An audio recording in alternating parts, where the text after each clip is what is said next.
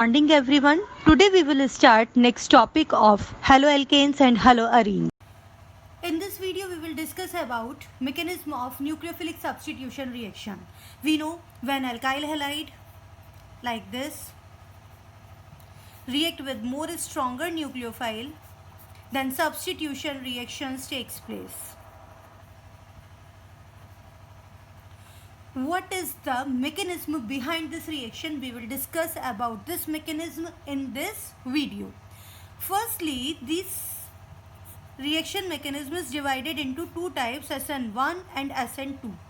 In this lecture, we will discuss about the SN1 and then next video we will discuss about the SN2 reaction mechanism. SN1 reaction mechanism. 1 indicate unimolecular nucleophilic substitution reaction. SN1 stands for the unimolecular nucleophilic substitution reaction. Why unimolecular word is used? Definitely rate depend only upon the one molecule and which is substrate. In this reaction organic substance which is taken as reactant known as substrate. तो यहाँ पर unimolecular का मतलब क्या हुआ कि reaction का rate depend करता है सिर्फ एक ही मॉलिक्यूल पर और वो होता है alkyl halide. It means unimolecular reaction rate depend upon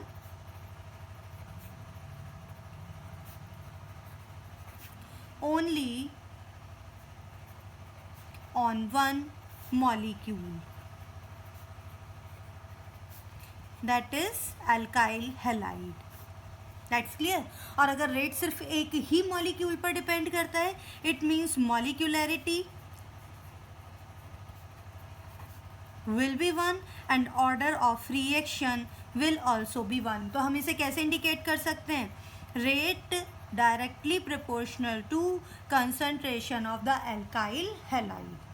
It is the main basic of the unimolecular nucleophilic substitution reaction. Means rate will depend only on the one molecule which is substrate in this reaction, and substrate is what? It is the alkyl halide.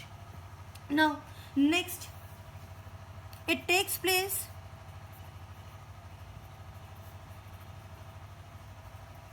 in presence of polar protic solvent.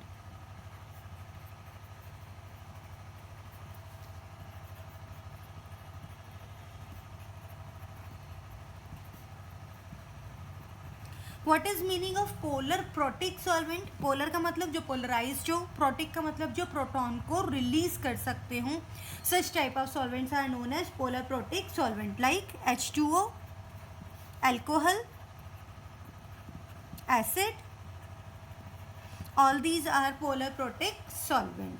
तो ये reaction polar protic solvent की presence में हो रही है. क्यों होती है उसके लिए भी मैं आपको मैकेनिज्म के ड्यूरेशन में बताती हूँ कि why this reaction takes place in presence of polar protic solvent. आगे, it is two step process. You have to remember that SN1 mechanism is two step process. Very very important. Again first step is slow और अगर वो स्लो है तो वही RDS it's mean rate determining step होगा. तो फर्स्ट स्टेप में आपको क्या दिखाना है? If I take this one, this is example of alkyl halide और मुझको इसको शो करना है कि फर्स्ट स्टेप में क्या हो रहा है. तो in first step this bond will break. It means halide will removed out. अगर ये X माइनस रिमूव्ड आउट हो रहा है मीन्स ये बॉन्ड ब्रेक हो रहा है. तो यहाँ पर एक नई स्पीशीज बनी, वो बना कुछ इस तरह का intermediate. Now look at this. It is sp3 hybridised carbon. जो ये कार्बन है ये sp3 हाइब्रिडाइज्ड है और अगर ये sp3 हाइब्रिडाइज्ड है it means it is tetrahedral in shape.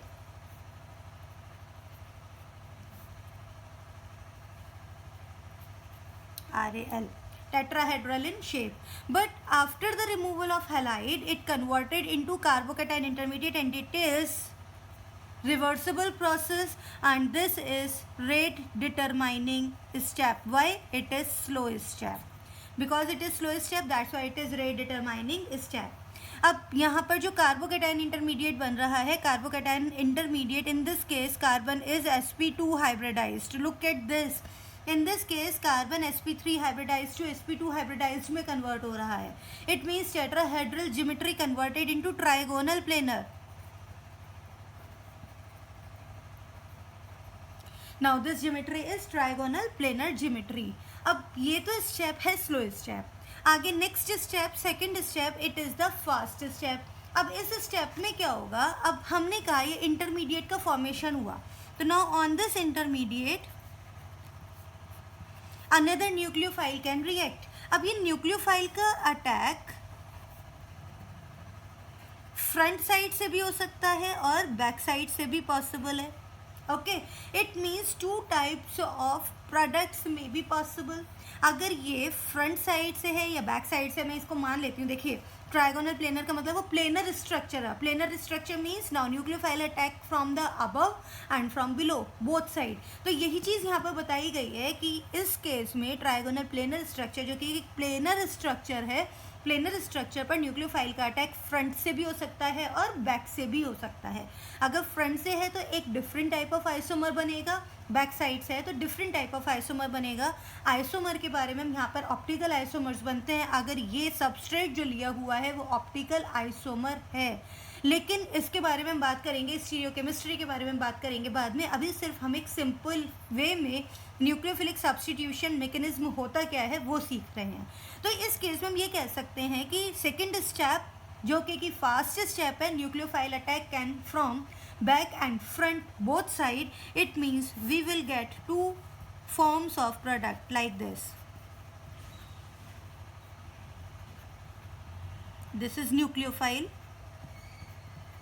and another is this one.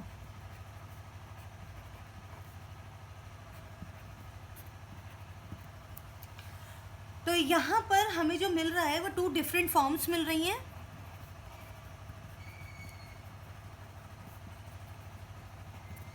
और अगर हम स्टीरियो केमिस्ट्री की बात करेंगे तो स्टीरियो केमिस्ट्री में हम बोलते हैं डी और L, two different types of optical isomers मिलते हैं. उसके बारे में हम बाद में नेक्स्ट वीडियो में बात करते हैं. तो अभी हमने क्या जाना, न्यूक्लियोफिलिक सब्स्टिट्यूशन रिएक्शन में आज हमने SN1 की बात की है. SN1 reaction mechanism means unimolecular nucleophilic substitution reaction.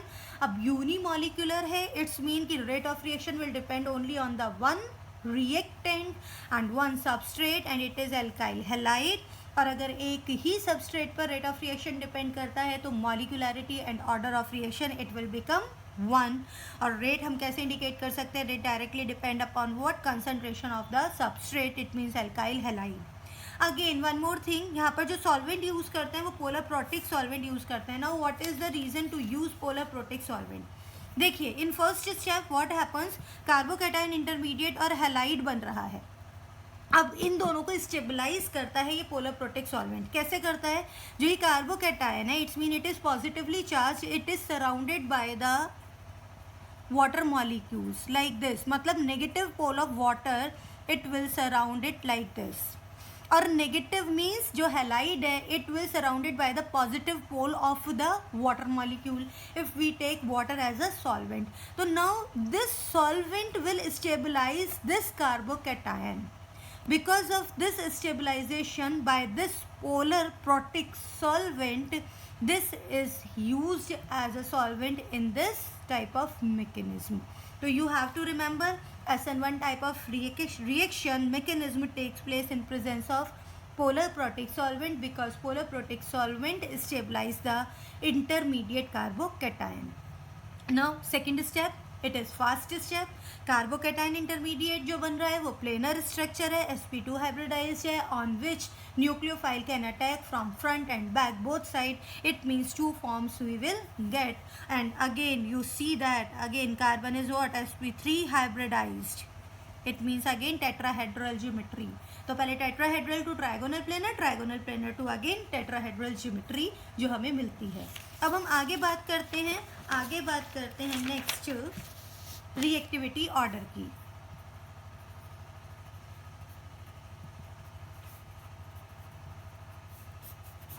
अगर सिर्फ मैं अल्काइल हैलाइड्स की बात करती हूँ, सिंपल अल्काइल हैलाइड के केस में 1 degree 2 degree 3 degree alkyl halides और मिथाइल हैलाइड्स, तो हमें पता है 3 डिग्री कार्बोकैटायन मोर स्टेबल होते हैं in comparison to 2 degree carbocation. then 1 degree carbocation and then methyl carbocation. It means what कि जो भी alkyl halide 3 degree carbon contain करता है उसकी रिएक्टिविटी मैक्सिमम होगी in comparison to 2 degree, then 1 degree and then methyl halide. तो it is the reactivity order for the alkyl halides. अगर मुझको PE ग्राफ प्लॉट करना है, मतलब पोटेंशियल एनर्जी ग्राफ प्लॉट करना है, look at this potential energy and this is the reaction coordinates. I know that this reaction takes place in two parts. In first part, intermediate is formed and in another part, product is formed. Let's suppose it is the energy of reactant. Now what happens? Look at this. In this first step, this bond will break. It means some transition state will be formed. जब bond break हो रहा होगा तो कोई ना कोई transition state बन रही है. तो this is the transition state 1. In which bond between the carbon and halogen break down. अब क्या बनाइए, एक बॉन्ड ब्रेक होने के बाद डेफिनेटली कार्बोकैटायन और इंटरमीडिएट की एनर्जी कम होगी, तो it is the energy of carbocation. Again अब कार्बोकैटायन के साथ न्यू बॉन्ड फॉर्मेशन हो रहा है न्यूक्लियोफाइल का, तो again one more transition state will be form. जब बॉन्ड ब्रेक हो या बॉन्ड फॉर्म हो तो ट्रांजिशन स्टेट बनेगी. तो यहाँ पर एक और ट्रांजिशन स्टेट बन रही है और ट्रांजिशन स्टेट बनते time further energy will increase. This is the energy for the transition state 2. And finally product will be formed. तो product energy is lesser and product is what? R nucleophile. A reactant was what? Rx, मतलब alkyl halide. So it is the potential energy graph for the SN1 reaction mechanism. तो you have to remember, पूछ लिया जाता है कि ये graph SN1 को represent कर रहा है या SN2 को रिप्रेजेंट कर रहा है, तो you must know this graph represent the SN1 reaction mechanism and this point will show the carbocation intermediate energy and these two show the transition state. This transition state, this is formed by the bond break between the carbon and halogen, and transition state 2 formed by the when bond formation takes place between the carbocation intermediate and new nucleophile. So it was all about the SN1 reaction mechanism. In next video we will talk about the SN2 reaction mechanism. Till then, goodbye.